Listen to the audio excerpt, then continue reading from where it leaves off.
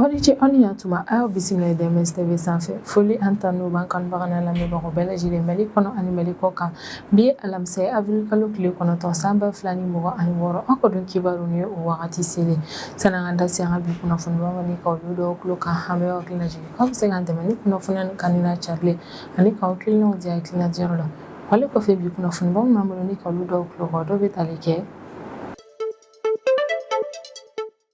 kabini wagati tɛmɛnenw yɛrɛ kɔnɔna min ye Jema commissaire de police maaw yɛrɛ kɔni olu kun bɛ ka réseau dɔ yɛrɛ kɔni ɲɛmaa ɲini réseau maa minnu yɛrɛ kɔni ka baara kun bɛnnen don suɲɛni yɛrɛ de kɔni ma don tɛmɛnenw na Jema commissaire de police maaw yɛrɛ kɔni olu kun y'u bolo da ni réseau in membre dɔw yɛrɛ kɔni kan nka réseau in yɛrɛ kɔni membre ɲɛmaa ni ale de ye réseau in kunkolo yɛrɛ kɔni ale kun tilala commissaire de police maaw la ko kun de la u kun bɛ ɲinini baaraw la ko yɛrɛ de kɔni senfɛ avril kalo tile 2 tɛmɛnen san 2026 min ye Jema commissaire de police maaw olu sera ka u bolo da ni réseau in yɛrɛ kɔni ɲɛmaa ka village dɔ yɛrɛ kɔni kɔnɔna na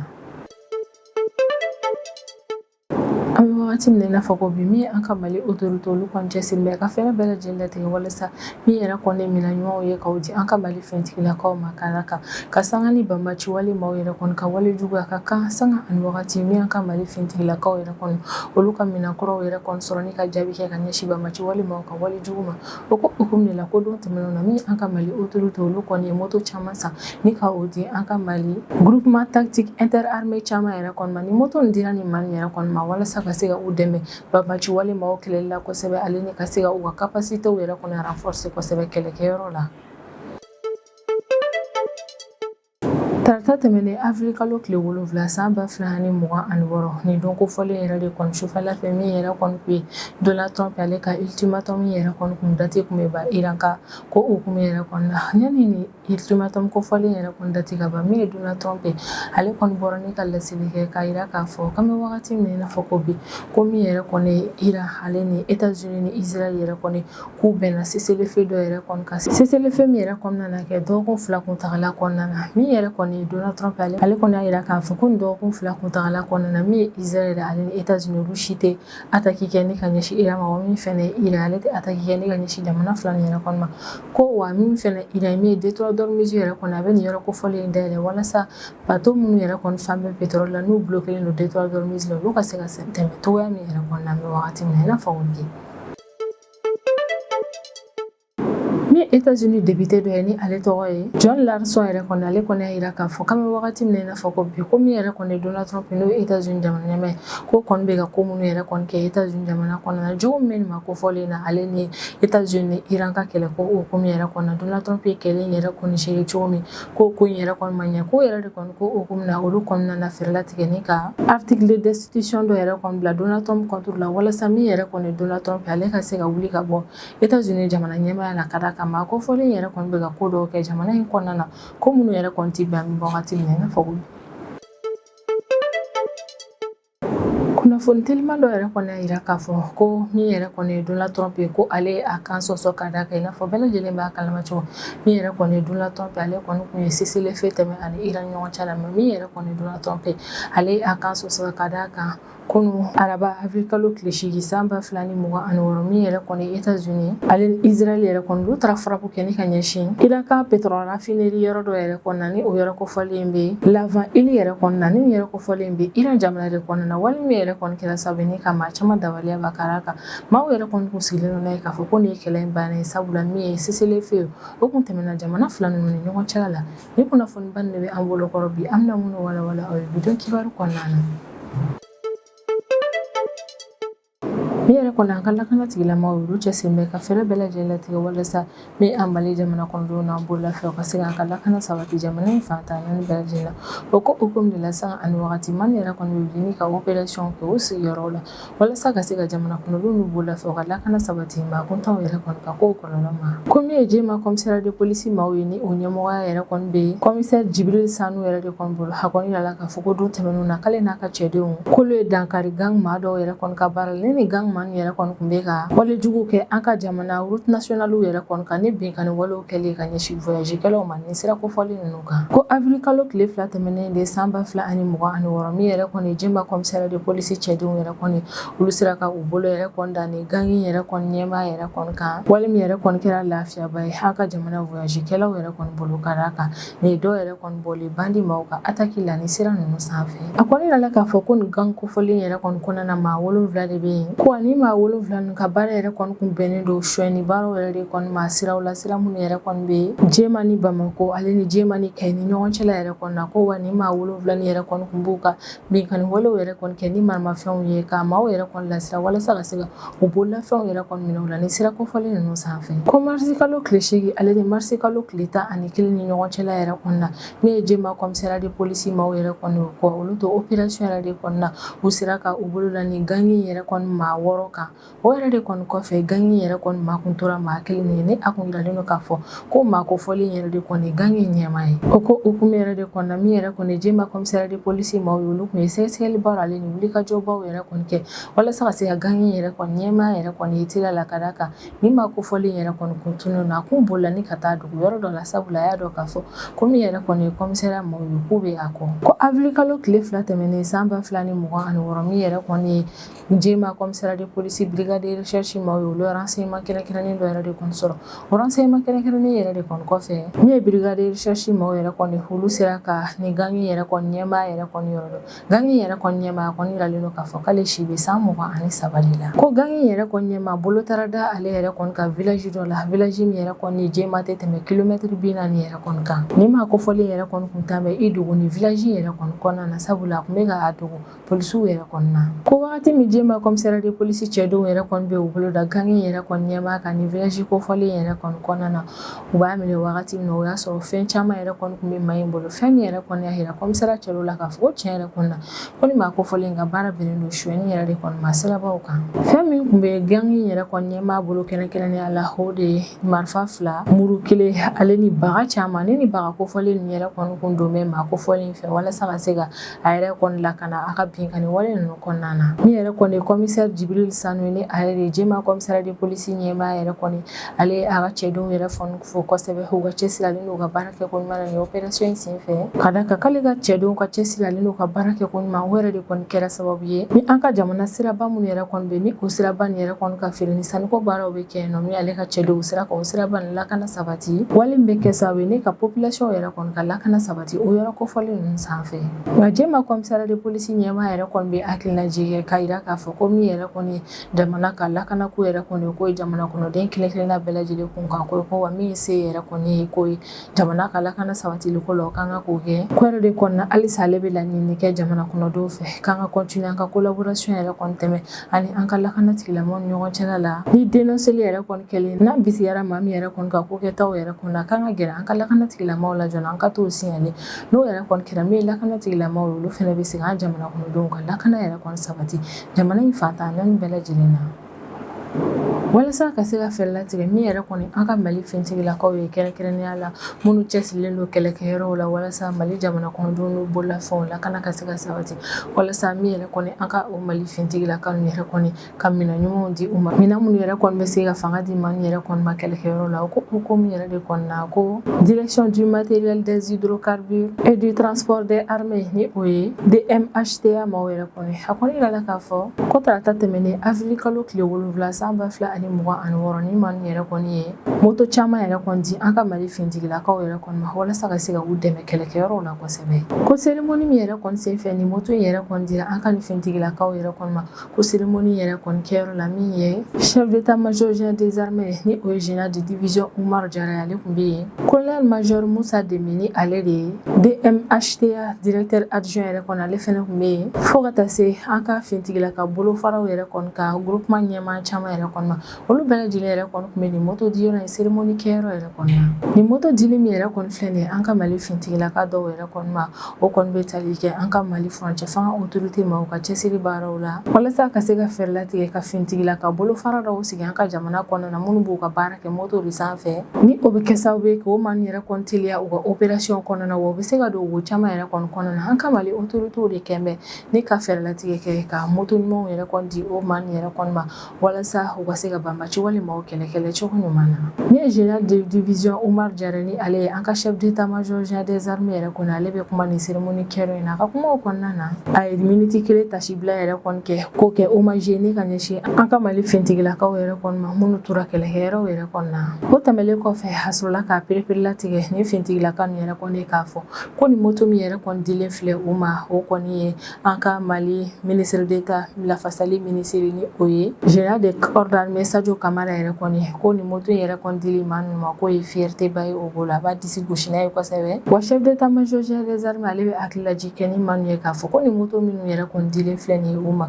ko jɔdaba yɛrɛ kɔni bɛ moto ninnu na an ka Mali fintigilakaw ka banbaci wale kɛlɛli la an bɛ wagati min na i n'a fɔ ko bi ko moto nin yɛrɛ kɔni nana kɛ sababu ye ni an ka Mali fintigilakaw ka capacité tɔ renforcer kɛlɛkɛyɔrɔw la cérémonie yɛrɛ kɔni kuncɛra ni moto yɛrɛ kɔni dilen groupement ninnu bɛɛ lajɛlen yɛrɛ kɔni ma moto yɛrɛ kɔni dila groupement kɛrɛnkɛrɛnnen minnu ma olu de ye min ye Sabu Sire groupement tactique interarmé maaw yɛrɛ kɔni ye moto 185 de dira olu ma groupement tactique interarmé Banbuguci maaw yɛrɛ kɔni moto 185 fɛnɛ dira olu ma groupement tactique interarmé Tata maaw yɛrɛ kɔni min yɛrɛ kɔni ye moto 185 fɛnɛ dira olu ma min ye CG Tchaniani maaw yɛrɛ kɔni moto 55 de dira olu ma escadron jamatigi escadron fanga jigi fo ka taa se escadron ɔrɔn maaw yɛrɛ kɔni ma moto 55 yɛrɛ de kɔni dira ninnu fɛnɛ ma an kɔni bɛ wagati min na i n'a fɔ ko bi bakurubaya la ni moto ninnu yɛrɛ de kɔni dira ni groupement tactique interarmé ninnu ma an ka jamana kɔnɔna na min ye colonel major Musa Deme yɛrɛ kɔni ni ale de ye DMHTA yɛrɛ kɔni directeur adjoint ye ale kɔni y'a yira k'a fɔ ko ni moto dili min yɛrɛ kɔni filɛ nin ye nin fintigila ka bolofara nin yɛrɛ kɔni ma k'o bɛ tali kɛ an ka Mali autoritéw ka cɛsiri la ka dɔ fara an ka Mali fintigilakaw ka capacité opérationnelle yɛrɛ kɔni ka jamana in fantan naani bɛɛ lajɛlen na walasa ni maa nin yɛrɛ kɔni ka se ka yɛlɛ banbaci walima sanfɛ sanga ani wagati kɛlɛkɛyɔrɔ la wali min bɛ kɛ sababu ye n'o ye banbaci walima yɛrɛ kɔni kɛlɛ cogo ma ɲuman na wa min an Mali jamana kɔnɔdenw anw ka lakana fɛnɛ bɛ sabati. Tarata tɛmɛnen avril kalo tile 7 san 2026 min yɛrɛ kɔni Iran ale bɔra ni ka laseli kɛ k'a yira k'a fɔ k'olu Iran États-Unis ale ni Israël ka kɛlɛ ko hukumu kɔnɔna na k'olu Iran kɔni ye sebaya sɔrɔ États-Unis ka d'a kan États-Unis yɛrɛ kɔni wajibiyara ne ka olu Iran ka proposition yɛrɛ kɔni accepté walasa cessez-le-feu yɛrɛ kɔni ka se ka tɛmɛ u ni ɲɔgɔn cɛla la tile 40 kɛlɛ yɛrɛ kɔni kɔfɛ min yɛrɛ kɔni Iran ale bɔra ni ka laseli kɛ k'a yira k'a fɔ ko min yɛrɛ kɔni olu jugu États-Unis ale ni Israël yɛrɛ kɔni ko kɛlɛ yɛrɛ kɔni datora olu la an bɛ wagati min na i n'a fɔ ko bi Iran laseli kɛ k'a yira k'a fɔ ko États-Unis wajibiyara ni ka sɔn olu Iran ka proposition dɔ yɛrɛ kɔni ma proposition min yɛrɛ kɔni bɛ tali kɛ point 10 de la wa o point 10 yɛrɛ kɔni kɔnɔna na min ye cessez-le-feu ye o b'a kɔnɔ sanction fɛn fɛn bɛ Iran kan o bɛɛ lajɛlen bɛ wuli ale ni États-Unis ka kɛlɛkɛcɛ minnu yɛrɛ kɔni bɛ Moyen-Orient région kɔnɔna na olu bɛɛ lajɛlen bɛ taga ne ka bɔ nin yɔrɔ in yɛrɛ kɔnɔna na Iran y'a yira k'a fɔ k'olu ka point 10 yɛrɛ kɔni kɔnɔna na ko nin bɛɛ lajɛlen b'a la ni Iran ka conseil suprême de sécurité nationale yɛrɛ kɔni ye tarata tɛmɛnen avril kalo tile 7 san 2026 ale kɔni bɔra ni ka kuma kɛ ka ɲɛsin Iran jamana kɔnɔdenw bɛɛ lajɛlen ma a ka kuma yɛrɛ kɔni kɔnɔna na y'a yira k'a fɔ k'olu jugu Israël ni États-Unis yɛrɛ kɔni ko kɛlɛkɛyɔrɔ yɛrɛ kɔni na k'a datura ni maa fila ninnu na ko tellement kɛlɛ yɛrɛ kɔni datura jamana fila nin yɛrɛ kɔni na ko se foyi tun tɛ jamana fila ninnu ye ni k'u majigi Iran ye dɔrɔn ka sɔn Iran ka laɲiniw dɔrɔn yɛrɛ de kɔni sabatili ma ka d'a kan o y'a dɔn k'a fɔ ko kɛlɛ in yɛrɛ kɔni datora o la k'u tɛ se Iran na Iran ka conseil suprême de la sécurité nationale yɛrɛ kɔni ka nin kuma in kɔnɔna na a y'a yira k'a fɔ k'olu Iran ye proposition min yɛrɛ kɔni kɛ États-Unis n'o proposition yɛrɛ kɔni kɔnɔna na point 10 yɛrɛ kɔni bɛ yen nɔ ko proposition yɛrɛ kɔnɔna olu ye laɲini min kɛ États-Unis fɛ olu de ye ko min ye États-Unis Israël ye o tɛ binkani wale kɛ ni ka ɲɛsin Iran ma bilen min ye Iran ye détroit d'Ormuz bɛ to ale de ka contrôle la wa ale de ka mara bɛ boli nin yɔrɔ in kan min ye Iran ye ale bɛ to yen nɔ a k'a ka uranium enrichi wa États-Unis ni Israël bɛ sɔn a ma k'a fɔ k'a kan ka Iran yɛrɛ kɔni k'a ka uranium enrichi sanction fɔlɔ minnu taara Iran kan fo ka taa se sanction labanw yɛrɛ kɔni ma ko États-Unis b'o bɛɛ lajɛlen wuli ka bɔ Iran kan ONU conseil de sécurité ale ni conseil des gouverneurs de l'AEA maaw yɛrɛ kɔni olu tun ye résolution fɛn fɛn yɛrɛ kɔni ta Iran yɛrɛ kɔni contrôle la ko résolution bɛɛ lajɛlen bɛ wuli ka bɔ yen. Kɛlɛ in yɛrɛ kɔni kɔnɔna na États-Unis ale ni Israël ye tiɲɛni min yɛrɛ kɔni don Iran yɛrɛ kɔni kunna. Jamana fila nin yɛrɛ kɔni bɛ fara ɲɔgɔn kan ni ka wari di Iran yɛrɛ kɔni ma walasa o tiɲɛni nin ka se ka dilan. États-Unis ka kɛlɛkɛcɛ minnu yɛrɛ kɔni bɛ Moyen-Orient région kɔnɔna na k'olu bɛɛ lajɛlen ka taga ka bɔ yen nɔ. Min yɛrɛ kɔni ye kɛlɛ yɛrɛ kɔni kɛlen o ka dabila fantan naani bɛɛ lajɛlen la hali an bɛ wagati min na i n'a fɔ ko bi Israël bɛ ka attaque kɛ ni ka ɲɛsin Iran ka maa minnu yɛrɛ kɔni ma Liban jamana kɔnɔna na ko Israël bɛ dankari o la. A kɔni yirala k'a fɔ ko bakurubaya la min yɛrɛ kɔni Iran ale ye ni proposition yɛrɛ de kɔni kɛ États-Unis yɛrɛ kɔni k'u ka sɔn ninnu yɛrɛ kɔni ma walasa u ka bɛn cessez-le-feu dɔ yɛrɛ kɔni ma ko wa min Donald Trump a sɔnna a ma. A kɔfɔlen yɛrɛ kɔni ka kɔrɔfɔ la ko min yɛrɛ kɔni Iran k'ale victoire ba yɛrɛ de kɔni ta wa min yɛrɛ kɔni a jugu Amérique ni Israël yɛrɛ kɔni ye a ye olu wajibiya ni ka sɔn Iran ka ni proposition yɛrɛ kɔni ma proposition min yɛrɛ kɔni kɔnɔna na point 10 yɛrɛ de kɔni bɛ yen nɔ. Iran ka maa min yɛrɛ kɔni ka kɔrɔfɔ la k'olu ye ni tile 40 min yɛrɛ kɔni kɛ kɛlɛ yɛrɛ kɔni kɔnɔna na ko diɲɛ yɛrɛ kɔni kɔnɔna na ni ɲɔgɔnna kɛlɛ juguman deli ka kɛ fɔlɔ ko wa ko kɛlɛ in yɛrɛ kɔni kɔnɔna na Iran ni a allié minnu yɛrɛ kɔni bɛ Liban, Irak, ale ni Yemen jamana kɔnɔna na fo ka taa se Palestine territoire yɛrɛ kɔni ma ko maa nin yɛrɛ kɔni ye dimi juguba yɛrɛ de kɔni don Israël ale ni États-Unis yɛrɛ kɔni na dimi min yɛrɛ kɔni yanni diɲɛ wuli yɛrɛ kɔni cɛ diɲɛ mɔgɔ tɛ ɲinɛ o kɔ bilen. Kabini wagati min na i n'a fɔ ko bi ko maramafɛn jugumanba minnu yɛrɛ kɔni tun bɛ États-Unis bolo Moyen-Orient région kɔnɔna na ko Iran tiɲɛni don o bɛɛ lajɛlen na ka ban ko États-Unis kun taara ka infrastructure ale ni a ka kɛlɛkɛminɛn farimanba minnu yɛrɛ kɔni bila Moyen-Orient région kɔnɔna na a bɛ san caman yɛrɛ kɔni bɔ ka da kan a bɛ wagati caman yɛrɛ kɔni bɔ min yɛrɛ kɔni États-Unis ale bɛ ka ni kɛlɛ in yɛrɛ kɔni labɛn Iran contrôle la ko États-Unis taara o maramafɛn juguman fɛn fɛn yɛrɛ kɔni bila yen nɔ ko Iran tiɲɛni don a bɛɛ lajɛlen na Moyen-Orient région kɔnɔna na a b'a perpétuer latigɛ k'a fɔ ko kabini kɛlɛ in yɛrɛ kɔni tile 10 don yɛrɛ kɔni ko min ye États-Unis k'a y'a faamu k'a fɔ k'a tɛ se ka sebaya sɔrɔ kɛlɛ in yɛrɛ kɔnɔna ko wagati min États-Unis bɛ kɛlɛ in yɛrɛ kɔni daminɛ a tun bɛ fɛ a ka laɲini minnu yɛrɛ kɔni ka sabati ko kɛlɛ in daminɛ ni bi cɛ o laɲini in si ma sabati ko fɛnɛ tɛmɛlen kɔfɛ ko kɛlɛ in yɛrɛ kɔni sera tile 10 ma wagati min yɛrɛ kɔnɔ wagati in yɛrɛ kɔni de la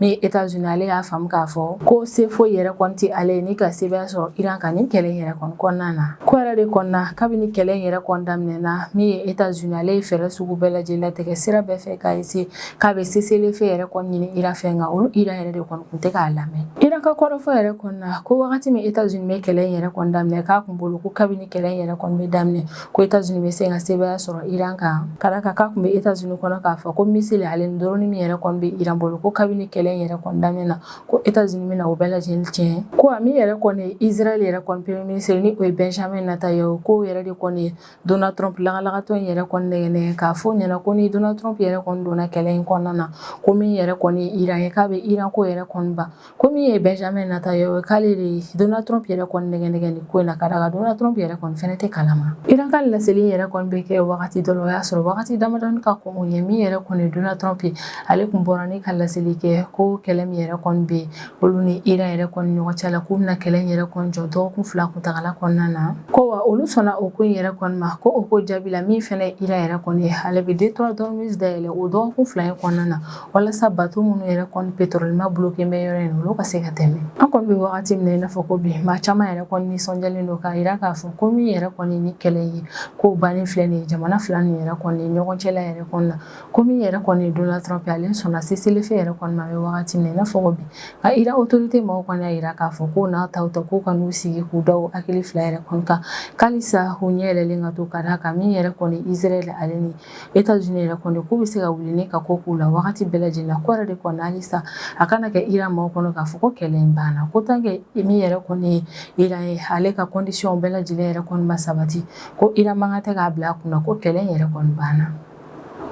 I n'a fɔ bɛɛ lajɛlen yɛrɛ kɔni b'a kalama cogo min tarata tɛmɛnen avril kalo tile 7 san 2026 min yɛrɛ kɔni ye Donald Trump ale bɔra ni ka laseli kɛ ka yira k'a fɔ ko cessez-le-feu yɛrɛ kɔni na tɛmɛ ale ni Iran ɲɔgɔn cɛ la dɔgɔkun 2 kuntagala yɛrɛ kɔni kɔnɔna na ka sanga ni o cessez-le-feu yɛrɛ kɔni an ye kunnafoni teliman sɔrɔ k'a fɔ ko kunu araba avril kalo tile 8 san 2026 ko min yɛrɛ kɔni États-Unis Israël ye k'u ye cessez-le-feu yɛrɛ kɔni violé ka da kan k'u ye frappe kɛ ni ka ɲɛsin Iran ka raffinerie de pétrole dɔ yɛrɛ kɔni ma Lavan localité la ni yɔrɔ kofɔlen yɛrɛ kɔni bɛ Lavan île yɛrɛ de kɔni kan kɔni bɛ wagati min na i n'a fɔ ko bi États-Unis ale ni Israël farala ɲɔgɔn kan ne ka farako min kɛ ka ɲɛsin ni raffinerie de pétrole yɔrɔ in yɛrɛ kɔni ma k'o kɛra sababu ne ka tasumaba yɛrɛ kɔni mɛnna yɔrɔ in na ko o ko de la Iran ka sekuru yɛrɛ kɔni cɛsirilen bɛ ni wagati na ne ka fɛɛrɛ latigɛ ka o tasuma in yɛrɛ kɔni faga kabini Israël ale ni États-Unis olu kɔni cessez-le-feu yɛrɛ kɔni violé Iran fɛnɛ min sigi ne ka ko in yɛrɛ kɔni lajɛ jamana fila ni kelen ni ka Iran ka ni raffinerie de pétrole yɛrɛ kɔni yɔrɔ bombardé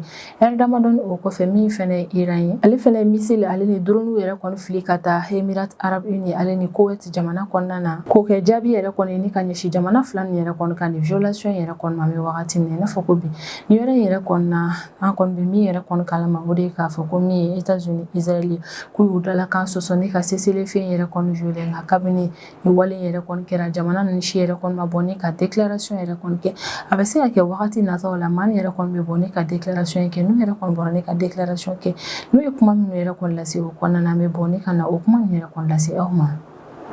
ni ne bɛ dan sigi an ka bidon kibaru la an b'an kanubaga n'a lamɛnbagaw bɛɛ lajɛlen fo Mali kɔnɔ ani Mali kɔ kan an bɛ aw hakilina jigin k'aw bɛ se k'an dɛmɛ ni kunnafoniya ni kanni n'a carili ani k'aw hakilinaw di hakilina diyara wale kɔfɛ an b'a fɔ ɲɛna ko aw k'an bɛn a ɲɔgɔnna wɛrɛ ma